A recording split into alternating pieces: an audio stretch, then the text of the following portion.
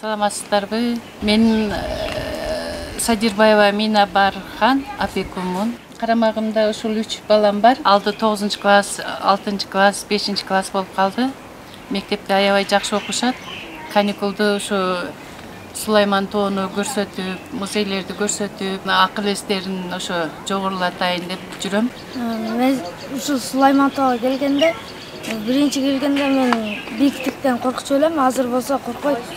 Музейлерге кирип, бири-бирине караңгыдан коркпойт элем. Азыр ошо музейлерге кирип барды жакты, өтө бийик экен.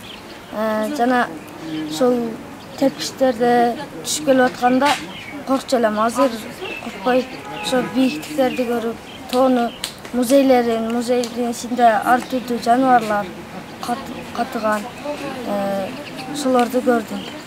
Мага бул жер аябай жакты. Мага дагы аябай жакты. Мен кичинелинде алып келгем. Ал жерде көп кызыктуу нерселер бар экен. Бул жак бизге Бишкектен мейман. Ошо балдарды ойнотуп жүрөм.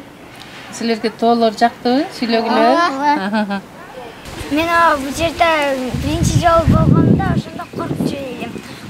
Кийин кеселерди көрүп, бардыгы кесе, кийим ошолорду көрүп,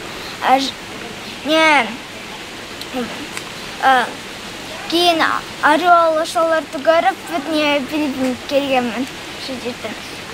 Мага Сулайман тоо абдан жагат. Жакшы окушат балдарым, эстүү, акылдуу, өтө жакшы окушат.